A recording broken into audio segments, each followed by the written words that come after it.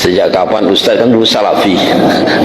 Bagaimana mujahadahnya itu bisa berubah menjadi sekarang kan gitu.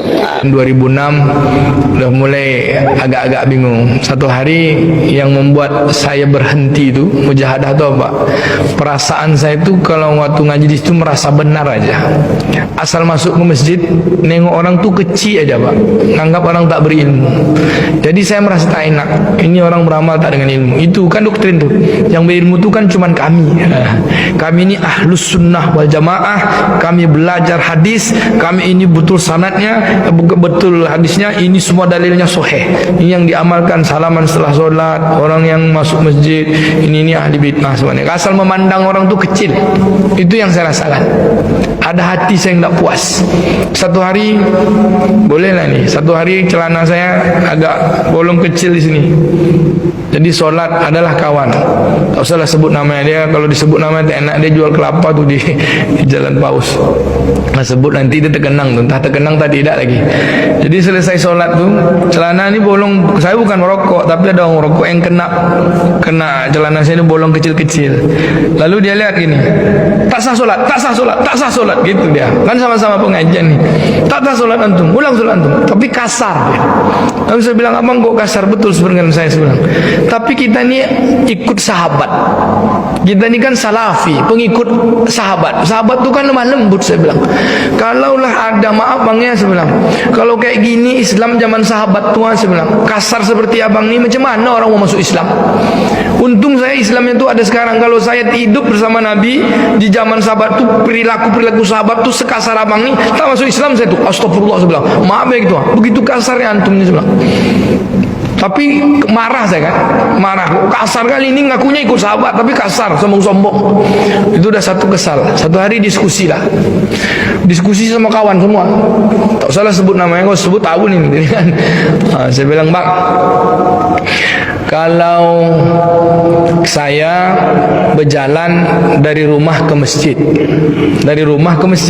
tiba-tiba di tengah jalan saya berhenti dan berdoa saya di jalan tuh bang, berdoa saya, ya Allah ya Rahman ya Rahim, apa aja lah saya bilang. Doa itu ibadah nak bang? Ibadah. Oke, dia bilang.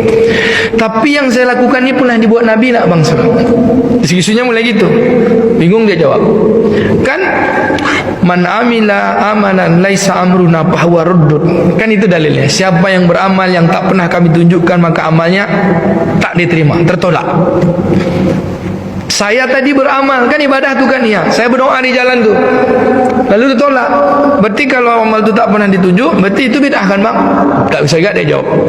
Kalau bid'ah berarti dengan berdoa tadi masuk neraka saya itu kan bang? Sebenarnya kan berdoa sampai di jalan, di tengah jalan, kan bid'ah tu kan? Kullu bid'atin dalalah, kullu dalalati finnar. Setiap bid'ah sesat masuk neraka. Apakah mungkin saya di jalan tadi berdoa gini lalu Allah Ta'ala bilang kamu masuk neraka? Yang satu jawab, ya bid'ah, tapi masuk neraka tak berani. Dia bilang, ya itu bid'ah. Yang satu lagi, no comment. Semenjak itu saya bilang, berhentilah saya ngaji lagi. Kalian aja tak dapat jawab, saya bilang. Kenapa? Kalau seandainya saya masuk neraka, masa Allah kejam betul? Gara-gara saya berdoa masuk neraka. Maksiat apa yang saya lakukan? Pada saya berdoa kepada Allah Ta'ala. Itu ibadah kan, saya bilang. Pernah tak Nabi pernah buat kayak gitu? Berjalan dari rumah ke masjid, tiba-tiba di tengah jalan berdoa saya. Pernah tak Nabi buat kayak gitu? Tak ada dalilnya kan? Berarti saya tidak ikut Nabi, bid'ah saya, masuk neraka saya. Udahlah saya berhenti ngaji lagi. Oh, langsung dibilang antum murtad. Di satu masjid khutbah Jumat, lupa baca Saidi, pakai baca Saidina. Masjidnya di sekitar sini Pak, sebelah di daerah Romba ini. Allahumma salli ala Saidina Muhammad wa ala ali Saidina Muhammad. Selesai solat Jumat ditemui sama pengurus masjid. Ustaz, baca Saidina tu bid'ah. Tak boleh baca Saidina. Nabi mengajarkan Allahumma salli ala Muhammad wa ali Muhammad. Kalau berarti pakai Saidina masuk neraka saya tu Pak. Bilang bingungnya gitu Ustaz tu kan. Diam aja dia. Iyalah, tak sesuai sunnah. Mak masa gara-gara Saidina masuk neraka? Maksiat apa yang saya buat? Itu lagi dalam hadis saja. Balik saya kampung Pak, khutbah Jumat pula saya. Di kampung saya kan tarbiyah Pak. Di NU tak ada, di Sumatera kan adanya tarbiyah. Ayah saya kan LC juga Pak, alumni Canduang. LG-nya tuh lulusan Hasan Canduang. Dia ketua tarbiyah di kampung, kemudian ketua majelis ulama, kemudian beliau kan punya pondok, punya sekolah madrasah. Sedang khutbah Jumat saya itu, dihentaknya sedang khutbah ni, lupa saya baca Sayyidina, di lantai masjid tu. Turun kata dia. Tak turun, saya terus saja khutbah. Selesai khutbah dia ambil yang khutbah tu dibetulkannya. Khutbah tu untuk mengganti khutbah tadi baca ulang lagi, baca Sayyidina. Selesai rumah dia bilang, dia kan tarbiyah sampai rumah. Kau apa tak baca Sayyidina tadi? Pakai kau aja dia bilang. Kata Rasulullah, ya, ada satu hadis bahwa kata Nabi, jangan puji aku seperti mana Bani Israel memuji Isa putra Maryam. Janganlah puji aku seperti mana kaum Bani Israel memuji Isa putra Maryam. Betul hadis itu kata ayah saya. Betul. Tapi Bani Israel memuji Isa putra Maryam itu bukan Sayyidina.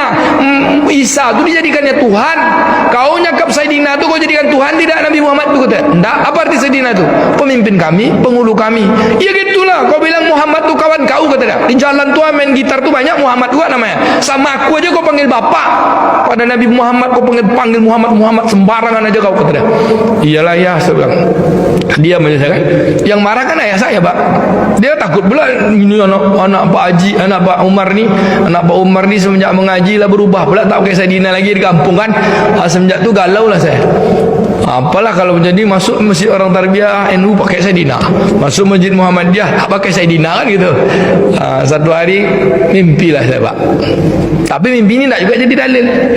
Mimpi lewat satu kuburan itu bercahaya, cahayanya terang sekali. Lalu adalah sesosok yang datang. Saya berhenti di depan kuburan itu, saya tengok, kuburan ini kok terang sekali. Apalah amaran orang kubur ni, kok bisa lampu cahaya dari dalam kubur. Adalah sesosok tapi wajahnya kelihatan. Wajah tu saking terang pula, rambutnya segini, pakai tongkat, pakai jubah, pakai imamah gitu, Pak. Tapi wajah enggak kelihatan. Terang sekali kayak lampu, tak nampak wajahnya. Dia bilang cuma gini, "Zul, kau mau kayak orang yang itu tuh," katanya. Saya bilang, "Ya Tuhan, apa amalan orang tu sehingga begitu hebat kuburnya?" Apa kata beliau? "Kalau berselawat sama Nabi itu bacalah Sayyidina. Itu bentuk penghormatan kecintaanmu kepadanya." Begini lagi. Apakah saya setelah mimpi itu baca Sayyidina? Enggak juga, Pak. Karena saya tak mau jadikan mimpi itu dalil. Pergilah saya ke Madinah. Sambil umrah, sambil ngaji, jumpalah dengan salah seorang. Tapi saya nak sekolah, ngaji aja. Dengan salah seorang Syekh Ahmad Ladan, orang tasawuf At-Tijani. Jadi pertemuan itu tak sengaja. Di Masjid Nabawi ketika saya sedang duduk maghrib menjelang Isya. Di belakang Raudhah. Ngantuk-ngantuk ini saya. Di tokoknya saya. "Ya walad, kum," dia bilang, "nak bangun." "Min aina anta?" "Ana min Indonesia." "Anta Malaysia atau Indonesia?" "Antum min Indonesia atau Malaysia?" "Kamu dari Indonesia atau Malaysia?" "Ana min Indonesia." "Kalimah Arabi wa Inggris?" "Bahasa Arab atau bahasa Inggris?" "Ma fi mushkil." "Kalimah Arabi fadal, Inggris ma fi mushkil." "Fadal." "Silakan bahasa Arab boleh, bahasa Inggris boleh," saya bilang. Dia bilang bahasa kitanya, "Kamu dah berapa lama di Madinah ni? Kamu kok enak-enak aja tidur di sini?" Dia bilang. "Kamu kesini ni setiap hari ada 2 juta orang yang mau datang kemari mendapatkan visa untuk jumpa Rasulullah, pergi ziarah tu kuburannya di depan tu dia." Pertanyaannya apa? "Kamu sudah jumpa Rasulullah atau belum?" Langsung digasnya saya, Pak. "Kamu sudah jumpa Rasulullah atau belum?" Saya bilang, "Saya udah ziarah sana." "Udah ziarah tu udah jumpa apa belum?" kata dia. Digasnya saya lagi. Lalu saya bilang, pegang tangannya. "Lalu bagaimana cara jumpanya?" "Bagaimana cara jumpanya wahai Tuhan?" Tasbihnya panjang. Baru kenal, "Ismuka ya Habibi." "Yang ismi Zulkarnain." "Wa anta ya Syekh." Sebelah. Ini. Dari mana? Rupanya dia doktor, Pak, belum di Sudan. Dan dia sebentar bermukim di Madinah itu. Ngajar. Dan beliau baru, saya bilang, kalau gitu saya belajar gaji lah sama beliau.